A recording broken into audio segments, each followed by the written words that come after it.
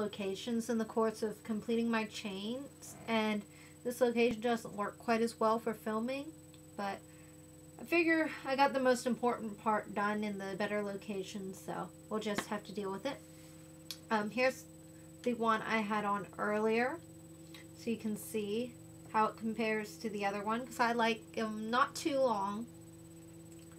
And then, as you can see, this one is now about that length. It's a hair shorter, but I like how it looks. And how I do that is I actually hold it up against my neck and leave about an inch between the two ends to accommodate where the space the clasp will take up. And that's how I judge where I want it to fall. And this is at that point. So now I'm just going to add the clasp. And of all the clasp types I've had, I like this barrel clasp the best with the necklace. And I just went through and checked all the clasps I had and held it up like this to see how it looked with the rest of the necklace. And I like the look of this one the best, so that's what I'm going to use. And all you need to do for the clasp is you need the clasp, both halves of the clasp, and then 2 more of the jump rings. So I have 2 more of the 4mm.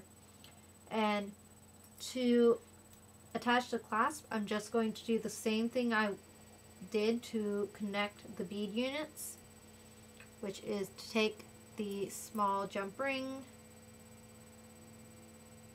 open her up,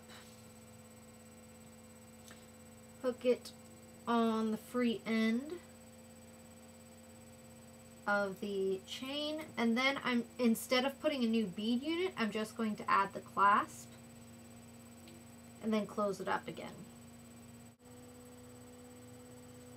Back and forth a couple times again, and then there's the clasp is attached on one side.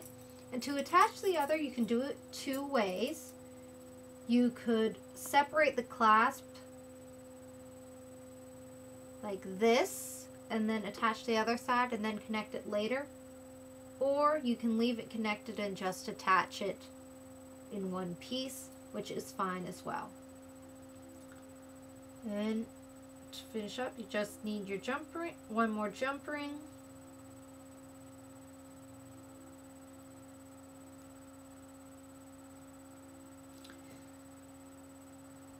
slip it on the other side of the chain.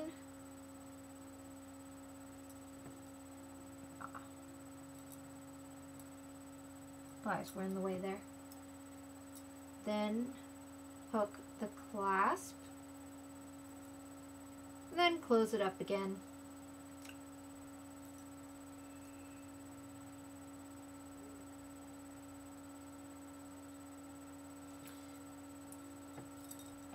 And your necklace is more or less done.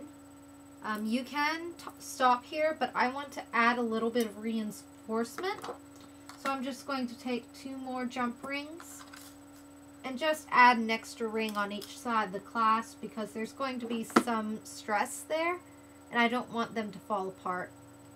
I actually reinforced the pendant on this one as well, but with the larger jump ring I don't feel quite as worried about it coming apart, so I'm not going to reinforce the pendant on this one, but I am going to reinforce the clasp. So I'm just going to take 2 more of the 4mm. Again, this is optional. You don't have to do this.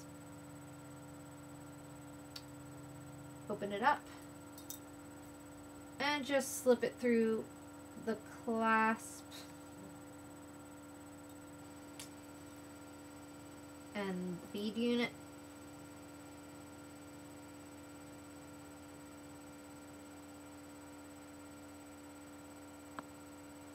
Essentially doubling the strength of the link. If you wanted to, you could potentially double up every single link. I'd find that a little overkill, but you can do that if you want. It would probably look pretty cool. But I'm just going to do the clasp. So I did that side, need to do this side now. Hook through the bead unit, hook through the clasp,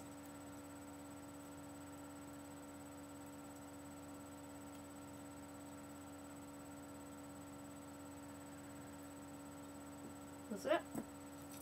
And now we're ready to go.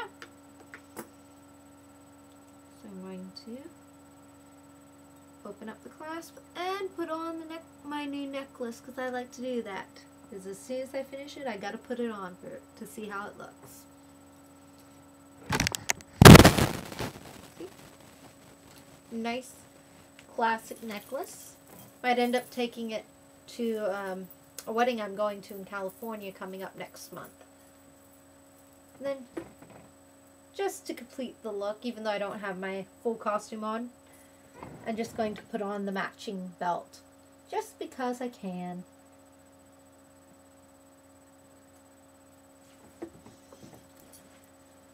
An interesting thing about the girdle belts is they were actually designed to follow the seam line of your bodice and your skirt, which in Tudor England and into the Elizabethan days, they were actually pointed.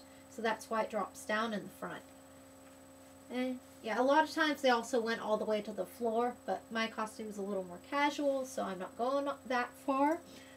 So I just stopped it a little bit above the knee. And I did actually reinforce the pendant on this one, just because with it hanging down, it could get caught on things. So, yeah. That is my necklace making tutorial. Oh, I got a bag back there. That's just holding my head gear for the Renaissance Fair. But anyway, that's my tutorial for making a necklace.